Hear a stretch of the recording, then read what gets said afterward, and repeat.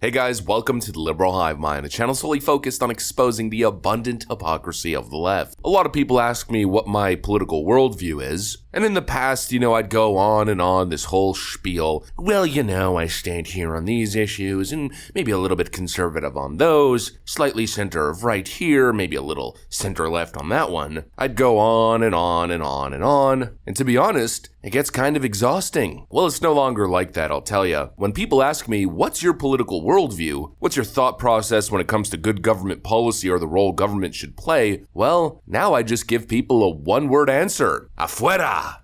Afuera! It's called the chainsaw worldview, slashing government one department at a time, cutting government spending, running a surplus, putting the power back in the hands of the people, individual entrepreneurs who are really the only folks who can get us forward, not empty soup politicians who are largely inexperienced and mostly corrupt. We've spoken about Javier Milei a bunch of times, and every time I speak about what's going on in Argentina as well as El Salvador, I always say these places right now are like big social experiments, frankly, with the potential to save the world or change the world forever. If their approach starts to work and all of a sudden these nations that were facing a totally devalued currency, a crushed, depressed, frankly deceased economy, and of course, let's add rampant crime on top of it and gang violence, if these nations start turning around and all of a sudden start booming, passing their South American counterparts in the process, leaving everybody else in the dust, if that starts happening, well, it's going to send a signal to the world. Hopefully, it's going to send a wake-up call to the world that conservatism, free market capitalism, that individualism over collectivism is the answer to our societal and economic woes. Well, it's a little bit early to be doing a full-on victory lap, but even though I'm not here to claim victory, I am here to say, well, even in such a short period of time,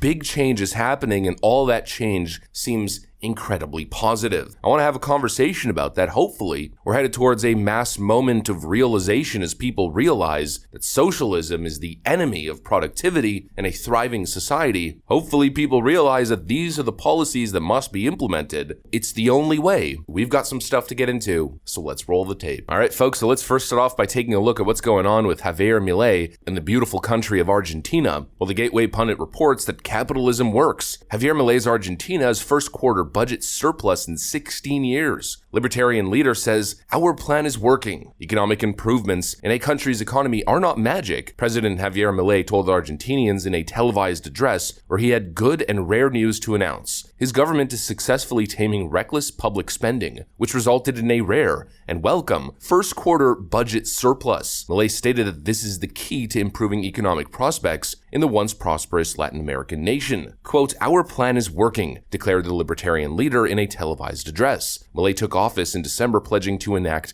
an economic shock plan in a bid to lower triple-digit inflation and reverse a prolonged economic slump marked by the steady deterioration of the peso currency and growing poverty. I know the situation is difficult, Milei added, but we're more than halfway there. Argentina has managed to get a financial fiscal surplus of more than 270 billion pesos. That's 315 million American dollars in March. The first quarter surplus represented 0.2% of the nation's GDP. We're going to give everything to pull this country out of the hell that we inherited, he said, attacking previous governments for the country's dire economic straits. After implementing his promised spending slashing, Milei was happy to report the historic achievement. This is the first quarter with a financial surplus since 2008, said Milei, referring to his left-wing rival, Cristina Kirchner's first year in the presidency. Milei, who took office in December, boasted a feat of historic significance on a global scale. If the state does not spend more than it collects and does not issue money, there is no inflation. This is not magic, the self-described anarcho-capitalist said. Milei was the winner in the November elections,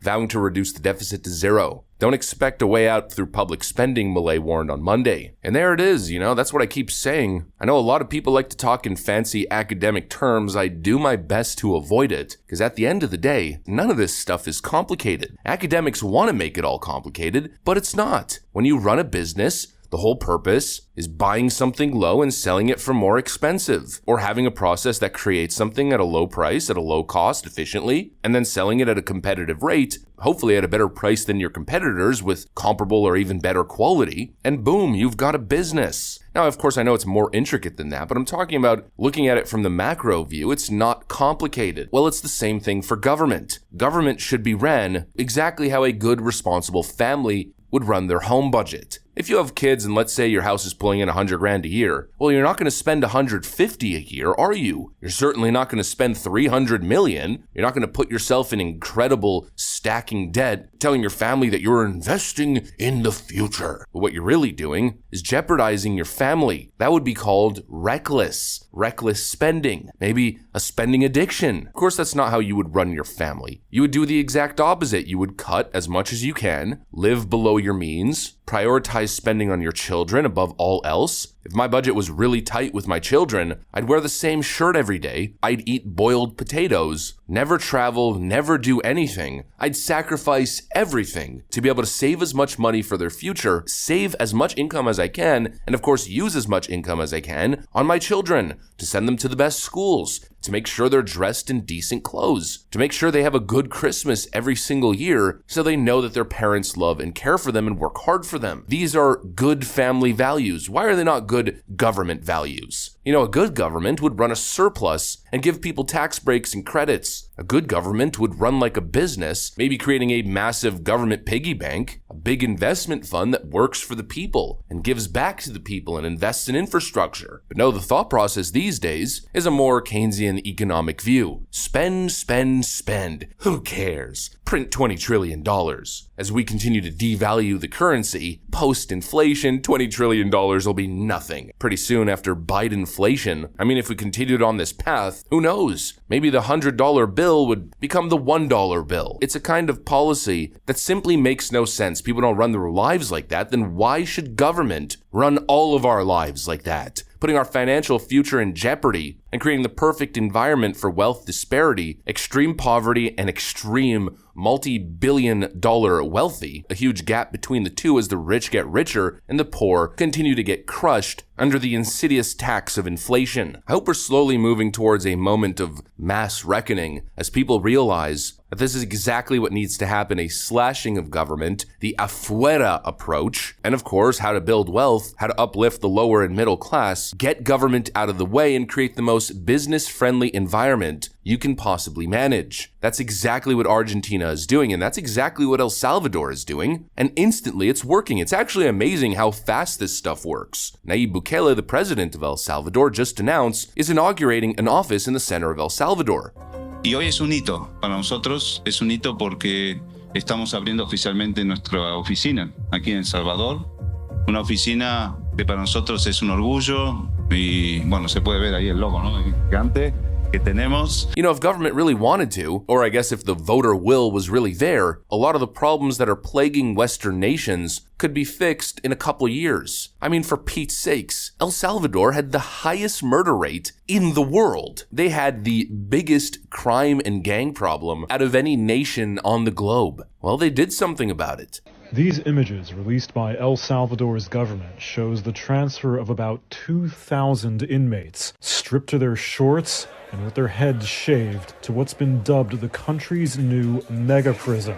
They went hard on the gangs, and within a couple years, they went from the most dangerous country to one of the safest countries on Earth, with a similar murder rate to Canada, a known, very safe nation. Of course, that's changing a little bit, with again this idiotic left-wing approach on the issue. But let's not even talk about that. The point is, El Salvador did the unthinkable, the unimaginable, what leftists would tell you doesn't work. Oh, those policies don't work. Criminalizing crime? That's crazy. Running a budget surplus? How irresponsible. You need to invest in the future generations, stacking them with crippling debt and inflation. You know, come on. Sometimes seemingly complex problems require very simple solutions. The Javier Milei approach and the Nayib Bukele approach clearly works. It's time to get all these pseudo-intellectual academics out of the way and just do what needs to be done. It's time to have a mass wake-up call that collectivism is a failed social experiment Because if we didn't learn from the Russians and their communist counterparts, central planning never works. Put the power in the hands